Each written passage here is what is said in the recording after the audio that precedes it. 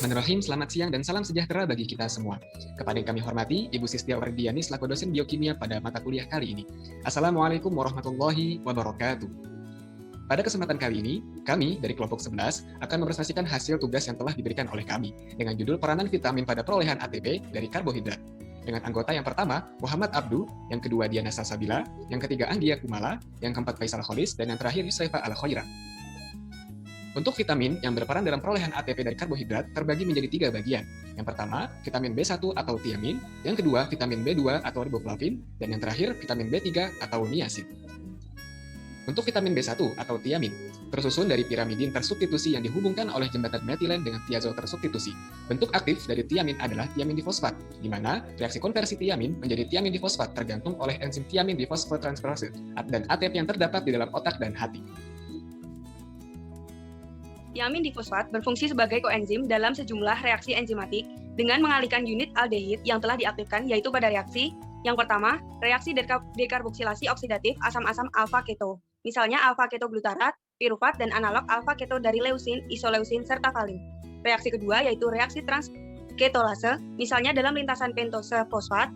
Semua reaksi ini dihambat pada defisiensi tiamin. Dalam setiap keadaan tiamin, difosfat menghasilkan karbon reaktif pada tiazol yang membentuk karbanion, yang kemudian ditambahkan dengan bebas kepada gugus karbonil, misalnya pirufat. Senyawa adisi kemudian mengalami dekarboksilasi dengan membebaskan CO2. Reaksi ini terjadi dalam suatu kompleks multienzim yang dikenal sebagai kompleks pirufat dihidrogenase. Dekarboksilasi oksidatif alfa-ketoglutarat menjadi suksinil-CoA dan CO2 dikatalisis oleh suatu kompleks enzim yang strukturnya sangat serupa dengan struktur kompleks pirufat dihidrogenase. Tiamin sendiri mempunyai karakteristik yang mudah larut di dalam air, sehingga di dalam usus halus mudah diserap ke dalam mukosa. Di dalam sel epitel mukosa, usus tiamin difosforilasikan dengan pertolongan ATP dan sebagai TPP dialirkan oleh vena porta ke hati.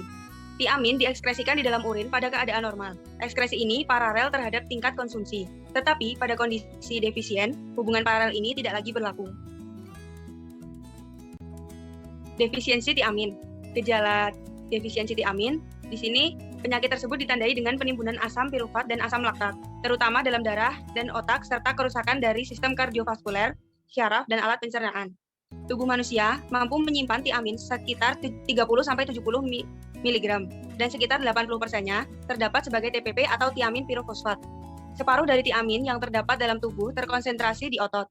Meskipun tiamin tidak disimpan di dalam tubuh, level normal di dalam otot jantung, otak, hati, ginjal, dan otot lurik meningkat 2 kali lipat setelah terapi tiamin dan segera menurun hingga setengahnya ketika asupan tiamin berkurang.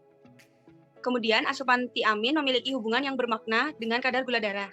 Hasil penelitian dari Suzuki et al. Di sini, dalam Clarissa 2010, menyatakan bahwa pemberian vitamin B1 berpengaruh dalam penurunan dari glukosa darah dan penurunan keluhan subjektif setelah latihan.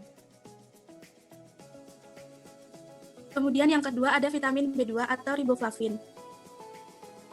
Riboflavin atau vitamin B2 terdiri atas sebuah cincin isoaloxazin heterosiklik yang terikat dengan gula alkohol, ribitol. Jenis vitamin ini berupa pigmen fluoresen berwarna yang relatif stabil terhadap panas tetapi terurai dengan cahaya yang kasat mata. Bentuk aktif riboflavin adalah flavin mononukleotida atau FMN dan flavin adenin dinukleotida atau FAD. FMN dibentuk oleh reaksi fosforilasi riboflavin yang tergantung pada ATP, sedangkan FAD disintesis oleh reaksi selanjutnya dengan ATP di mana bagian AMP dalam ATP dialihkan kepada FMN. FMN dan FAD berfungsi sebagai gugus prostetik enzim oksidoreduktase, di mana gugus prostetiknya terikat erat tetapi non-kovalen dengan apoproteinnya. Ini dikenal sebagai flavoprotein. Banyak enzim flavoprotein mengandung satu atau lebih unsur metal seperti molybdenum serta besi sebagai kofaktor esensial dan dikenal sebagai metalloflavonoprotein. Selanjutnya, enzim flavoprotein tersebar luas dan diwakili oleh beberapa enzim oksidoreduktase yang penting dalam metabolisme mamalia. Sebagai contoh, yang pertama, oksida asam alfa-amino dalam reaksi deaminasi asam amino. Yang kedua, santin oksidase dalam penguraian purin. Yang ketiga, suksinat dehidrogenase dalam siklus asam sitrat asetilkolin dehidrogenase. Yang keempat, aldehid dehidrogenase. Yang kelima, flavoprotein pengalih elektron dalam oksidasi asam lemak dan dihidrolipoil dehidrogenase. Dan yang terakhir, gliserol 3-fosfat dehidrogenase mitokondria. Dalam peranannya sebagai koenzim, pelapoprotein mengalami reduksi reversible cincin isoaloksasin hingga menghasilkan bentuk FMNH2 dan FADH2. Riboflavin bebas terdapat di dalam bahan makanan dan larut di dalam air, sehingga mudah diserap dari rongga usus ke dalam mukosa. Di dalam sel epitel mukosa usus, riboflavin bebas mengalami fosforilasi dengan pertolongan ATP dan sebagai FMN dialirkan melalui vena portal ke hati. Kemudian, defisiensi riboflavin. Gejala dari penyakit tersebut ditandai dengan stomatitis angularis, kelosis, glossitis, sebore, dan fotofobia. Riboflavin disintesis dalam tanaman dan mikroorganisme, namun tidak dibuat dalam tubuh mamalia.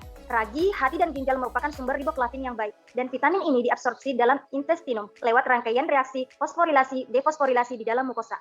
Berbagai hormon, misalnya hormon tiroid dan ACTH, obat-obatan misalnya klorpromazin, suatu inhibitor kompetitif, dan faktor-faktor nutrisi mempengaruhi konversi riboflavin menjadi bentuk-bentuk kofaktornya. Karena sensitivitasnya terhadap cahaya, defisiensi riboflavin dapat terjadi pada bayi yang baru lahir dengan hiperbilirubinemia yang mendapat fototerapi. Untuk selanjutnya yaitu ada vitamin B3 atau niacin. Untuk vitamin B3 atau niacin ini merupakan nama generik untuk asam nikotinat dan nikotinamida yang berfungsi sebagai sumber vitamin tersebut dalam makanan. Asam nikotinat merupakan derivat asam monokarboksilat dari piridin. Bentuk aktif seri niacin adalah nikotinamida adenin dinukleotida atau NAD+, dan nikotinamida adenin dinukleotida fosfat yaitu NADP+.